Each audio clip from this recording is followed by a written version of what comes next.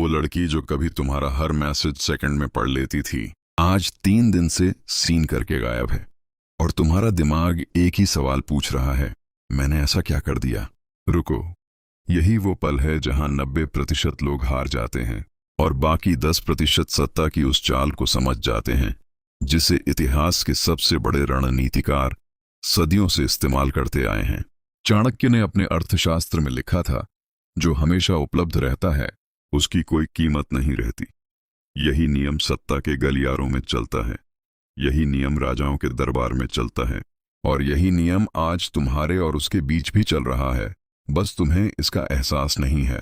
जब तुम हर बार पहले मैसेज करते हो, जब तुम हर बार माफी मांगते हो चाहे गलती तुम्हारी हो या ना हो, जब तुम हर बार अपनी जिंदगी के प्लान उसकी मर्जी के इर्द गिर्द घुमाते हो, तब तुम एक अनकहा पैगाम भेज रहे होते हो।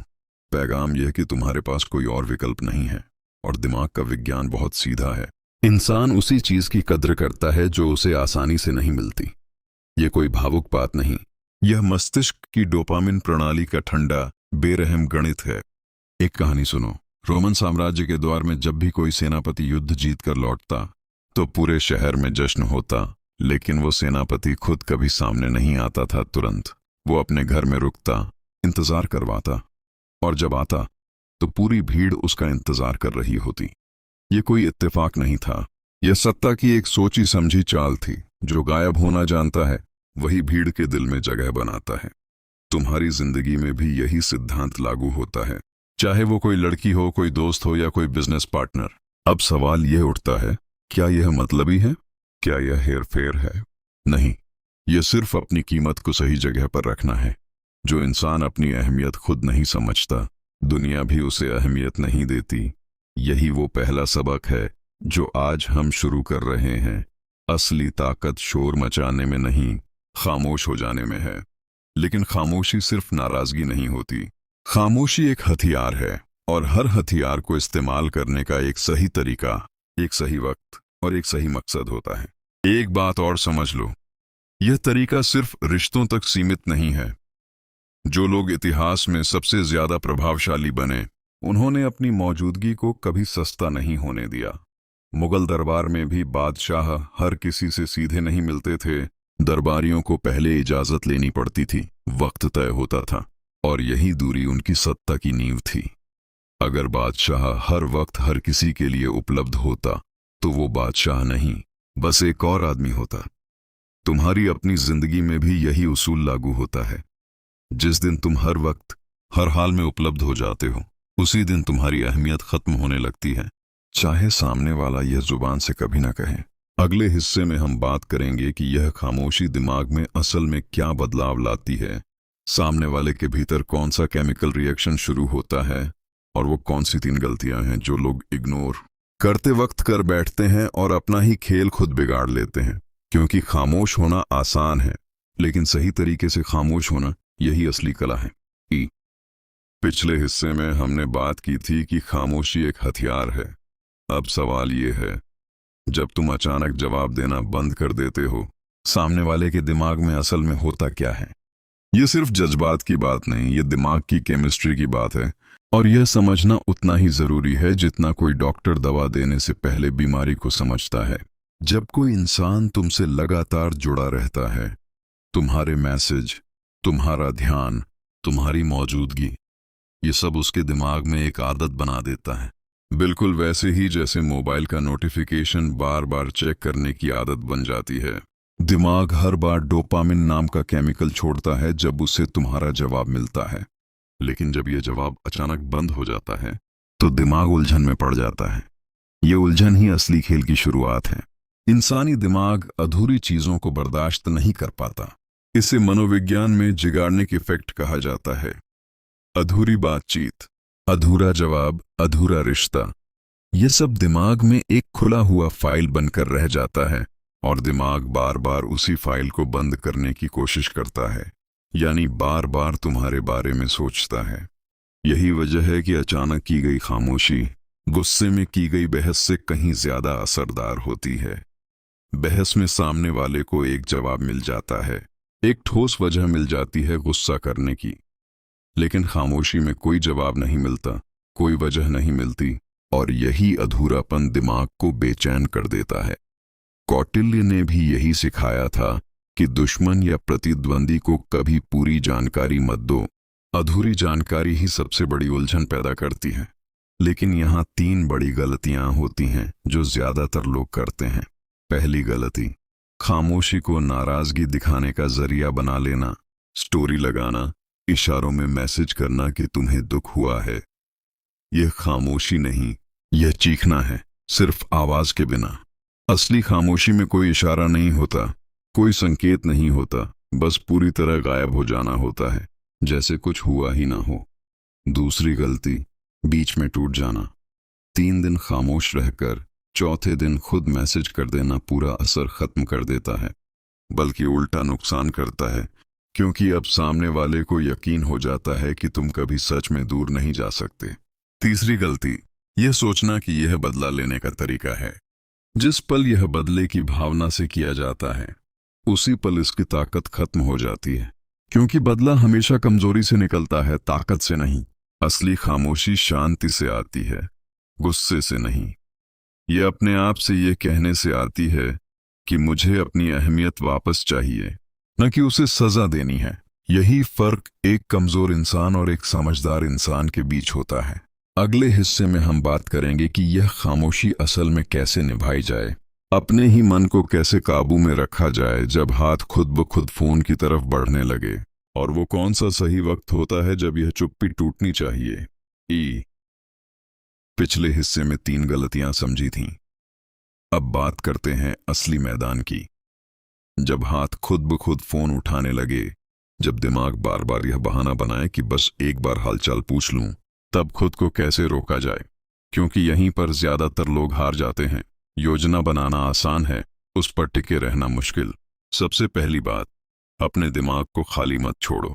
जब कोई इंसान किसी से जुड़ा होता है और अचानक वो जुड़ाव टूटता है, तो दिमाग में एक खालीपन पैदा होता है, और वो खालीपन खुद को भरने के लिए कोई ना कोई रास्ता ढूंढता है, या तो फोन उठाकर या फिर किसी और नशे में। इसलिए इस वक्त खुद को किसी मकसद में झोंक देना जरूरी है। सिकंदर जब किसी मुहिम पर निकलता तो पीछे मुड़कर नहीं देखता था, उसका पूरा ध्यान अगले कदम पर होता था। तुम्हें भी यही करना है। अपनी ऊर्जा को उस इंसान से हटाकर अपने काम में, अपनी सेहत में, अपने हुनर में लगा देना है। जो इंसान अपनी जिंदगी में मसरूफ होता है, उसके पास किसी को याद करने के लिए वक्त ही नहीं बचता। दूसरी बात, अपने आप से एक सवाल पूछो, क्या मैं ये इसलिए कर रहा हूं ताकि वो वापस आए, या इसलिए कर रहा हूं ताकि मैं खुद अपनी नजरों में बेहतर बनूं? अगर जवाब सिर्फ पहला है, तो यह तरीका नाकाम होगा, क्योंकि इसमें बेसब्री छुपी होती है, और बेसब्री हमेशा झलक जाती है, चाहे तुम कितनी भी कोशिश कर लो। असली ताकत तब आती है जब तुम इस खामोशी को अपने लिए जीते हो, अपनी बेहतरी के लिए, न कि सिर्फ किसी और का ध्यान खींचने के लिए। जब यह नीयत बदल जाती है, तो तुम्हारा रवैया भी बदल जाता है। तुम्हारी आवाज, तुम्हारी बॉडी लैंग्वेज, तुम्हारा आत्मविश्वास, सब कुछ खुद ब खुद बदलने लगता है, और यही असली बदलाव सामने वाले को दूर से महसूस होता है। अब सबसे जरूरी सवाल, यह चुप्पी कब तक चलनी चाहिए और कब टूटनी चाहिए? इसका कोई तय हफ्ता या तय दिन नहीं होता, क्योंकि हर रिश्ता अलग होता है, हर इंसान की सोच अलग होती है। लेकिन एक उसूल हमेशा काम करता है, चुप्पी तब मत तोड़ो जब तुम्हें अंदर से बेचैनी हो, चुप्पी तब तोड़ो जब तुम्हें अंदर से सुकून हो।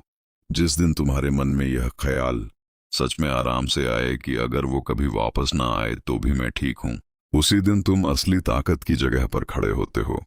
और अगर उस मुकाम पर तुम फिर से बात करने का फैसला करते हो, तो वो फैसला जरूरत से नहीं बल्कि अपनी मर्जी से निकलेगा, और यही फर्क सामने वाला साफ महसूस करता है।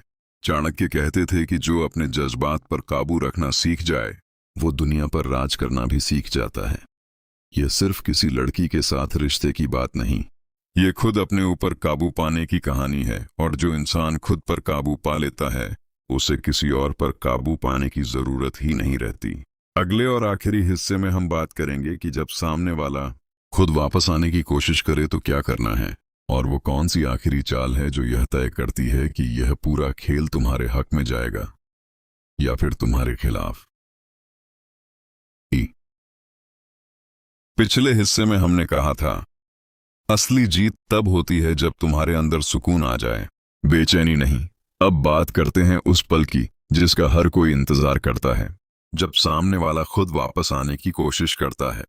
क्योंकि यकीन मानो, ज्यादातर मामलों में ऐसा होता जरूर है, बशर्ते चुप्पी सही नियत और सही तरीके से निभाई गई हो। जब वो मैसेज आता है, सब ठीक है, या बहुत दिन हो गए बात किए, तो यहीं पर सबसे बड़ा इम्तिहान शुरू होता है। दिल चाहेगा कि फौरन जवाब दो, पूरी कहानी बता दो, अपनी नाराजगी जाहिर कर दो।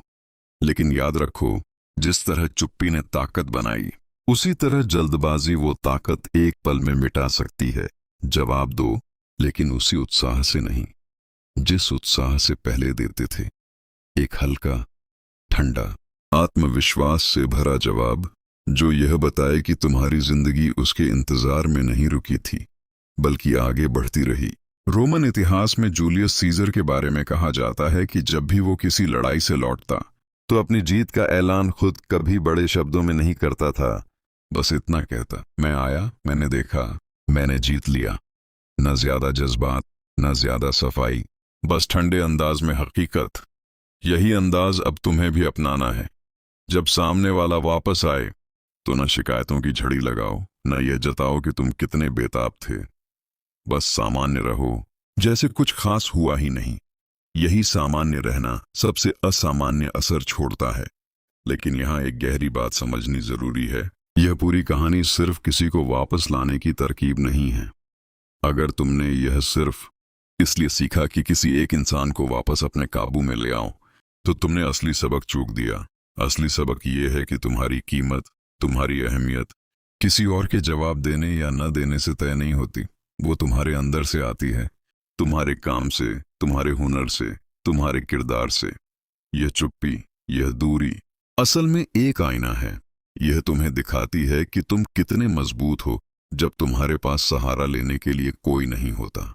चाणक्य की एक आखिरी बात, सत्ता उसे नहीं मिलती जो सबसे जोर से चिल्लाए, सत्ता उसे मिलती है जो सबसे ज्यादा सब्र रखे। और सब्र कोई कमजोरी नहीं, सब्र खुद में सबसे बड़ी ताकत है। जो इंसान जल्दबाजी में फैसले लेता है, वो हमेशा कमजोर पाले में खड़ा रहता है, और जो इंतजार करना जानता है, वही असली मैदान में बाजी पलट देता है। ये सबक सिर्फ रिश्तों में नहीं, तुम्हारी हर लड़ाई में, हर मुकाबले में, हर फैसले में काम आएगा, चाहे वो दोस्ती हो, बिजनेस हो, या जिंदगी की कोई भी जंग। अगर आज की यह बात तुम्हारे दिल को छू गई हो, तो एक पल रुक कर सोचना, क्या तुम भी किसी ऐसे रिश्ते में हो जहां तुम्हारी अहमियत घटती जा रही है? कमेंट में बताना, और अगले हिस्से का इंतजार करना, जहां हम एक बिल्कुल नए किरदार की कहानी लेकर आएंगे। एक ऐसी औरत की कहानी जिसने चुप्पी को नहीं, बल्कि सच्चाई को अपना हथियार बनाया और पूरे दरबार को हिला दिया।